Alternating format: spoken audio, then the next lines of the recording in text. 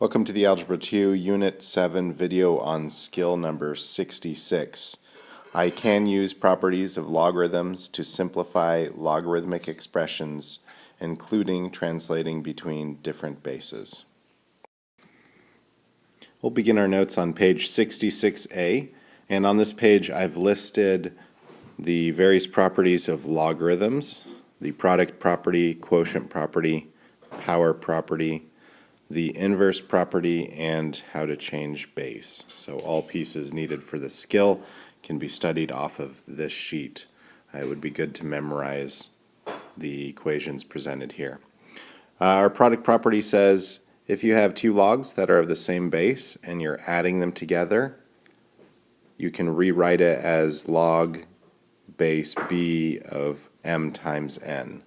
So for example, if we had log base 3 of 7 plus log base 3 of 10, we could rewrite that as log base 3 of 7 times 10, or log base 3 of 70. And then we could evaluate that. This particular one is not easy to evaluate using mental math. Moving over to the quotient property, the second property, we see a similar scenario where we have two logarithms with a common base and they're being subtracted from one another, and that is equal to the logarithm of one divided by the other. So an example would be log base 3 of 15 minus log base 3 of 5.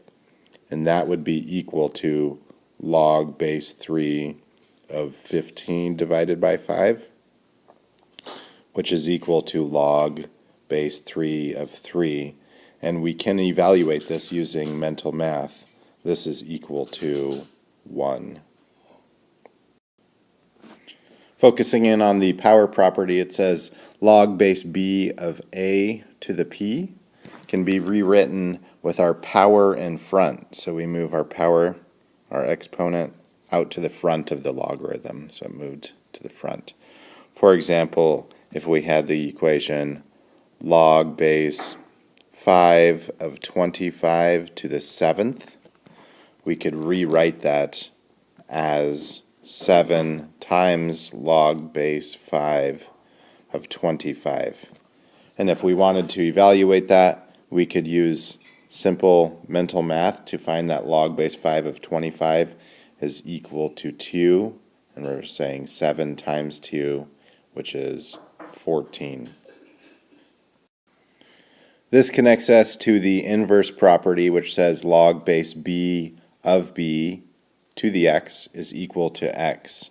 So if I had a situation where I had log base 6 of 6 to the 10, I can use the inverse property and very quickly say that is equal to 10. The reason that's true is because the power property says we can bring the 10 down in front and get 10 times log base 6 of 6. And we know that log base 6 of 6 is equal to 1, so 10 times 1. In fact, log base any number of itself is equal to 1. This can be extended to exponents too, where we write that an exponent raised to a logarithm power. So if I said, let's erase that. If I said 15 raised to the log base 15 of 23, I could say that's equal to 23. Looking at the change of base formula, this is a useful tool if we're trying to evaluate something. Most calculators only function in base 10, so sometimes we need to use change of base if we want to evaluate a logarithm in a base other than 10. What we have here is log base b of x is equal to log of the alternate base of x divided by log the alternate base a of b. For example, if I wanted to write log base 3 of 25 into base 6, I could say log base 6 of 25 divided by log base 6 of 3. Now this isn't easy to evaluate because we still have the same problem of a calculator not being able to evaluate in base 6. So maybe it would be better to evaluate that with base 10. So let's change the base to log of base 10. So we erase our answer and we get log base 3 of 25 is equal to log base 10 of 25 divided by log base 10 of 3. And then each of these values we can plug into a calculator and get an approximate answer for the numerator and an approximate answer for the denominator, both of which are decimals. On page 66b, I've left a few more examples of properties of logarithms. We have the product property, which says two logs that are added together with a common base. We can multiply two logs that are subtracted with a common base.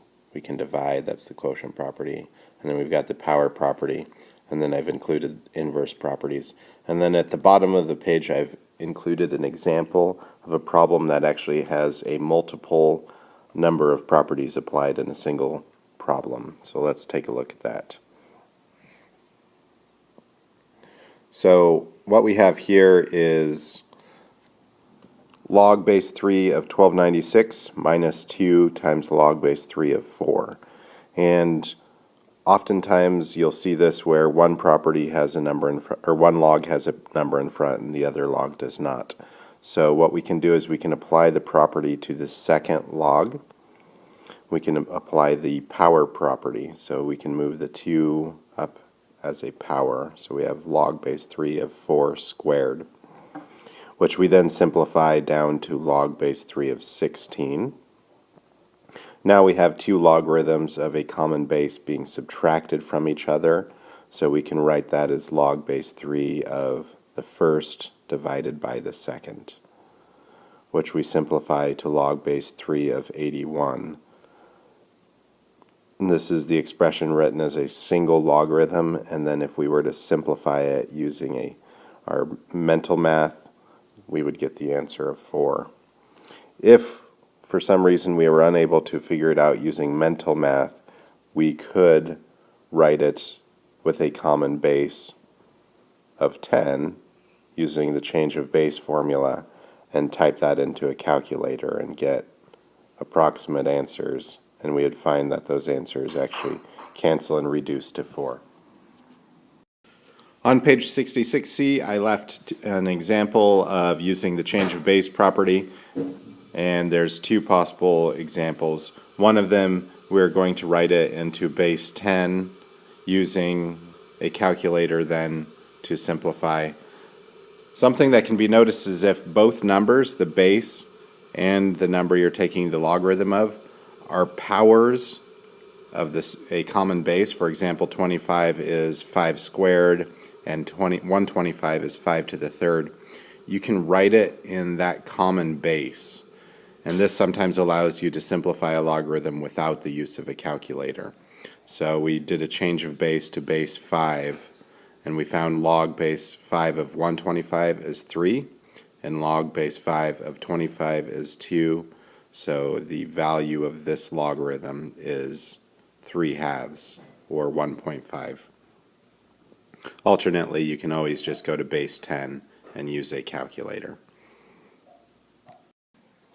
All right, the key concepts and ideas for this skills are the three properties of logarithms, the first being the product property, which states log base b of m plus log base b of n is equal to log base b of m n.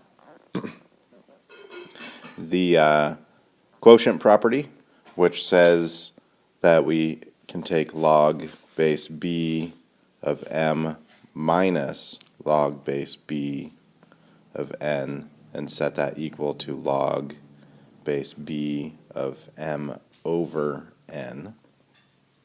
And then finally the power property, which says log base b of m to a power is equal to the power times log base b of m.